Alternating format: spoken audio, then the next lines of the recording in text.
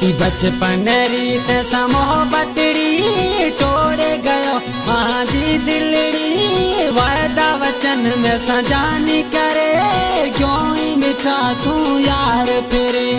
वायदा वचन में सजानी करे क्यों ही मिठा मन ठार फिरे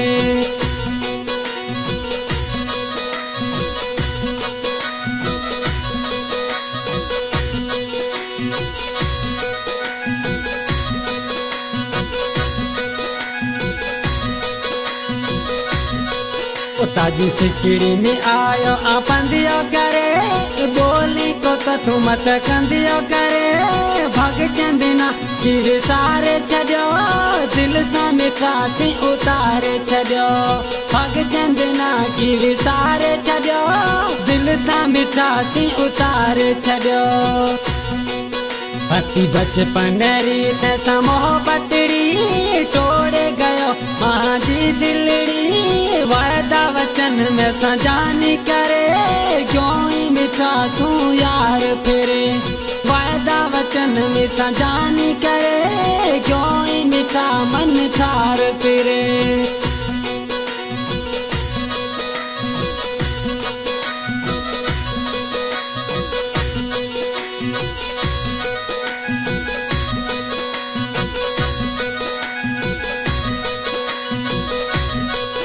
कर याद मिठा तू ओ दियड़ा निंदिया थका पप्पी भेड़ा रया बाड़ो करे कौन जानी बोलिया कहने गया ओ प्यार ताजा पति बचपन रीत समोहबतड़ी तोड़े गयो माझी दिलड़ी वायदा वचन में सजानी करे क्यों ही मिठा तू यार फिरे वायदा वचन में सजानी करे क्यों ही मिठा मन ठार फिरे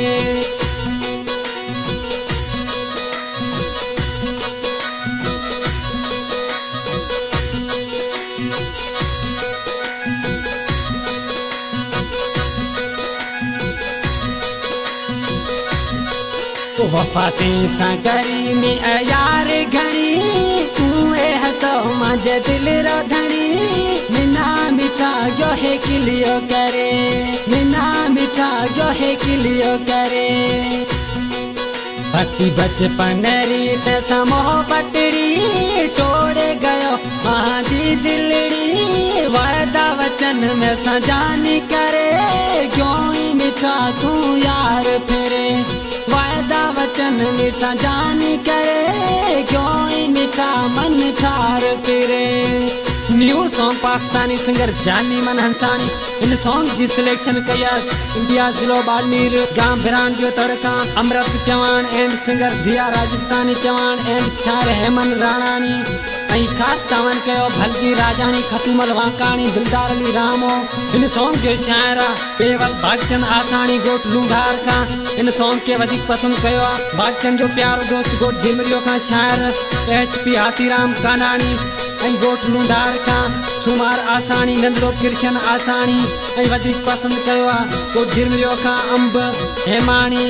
गोट साकिरियो का हाकम हमीरानी मुझो भाग गोट बुली का लक्ष्मण हालानी पेशकश रिकॉर्डिंग शर्मा स्टूडियो चेल्हार ओ बेवस भगचंद गीत लिखा ताजा फोटूड़ा तो जानी जो ते भरोसों में यार करो मिना मिठा तिये धार करो ते भरोसों में यार करो तदे मिना तिये धार करो पति बचपन रीत समोहबतड़ी तोड़े गयो माझी दिलड़ी वायदा वचन में सजानी करे क्यों ही मिठा तू यार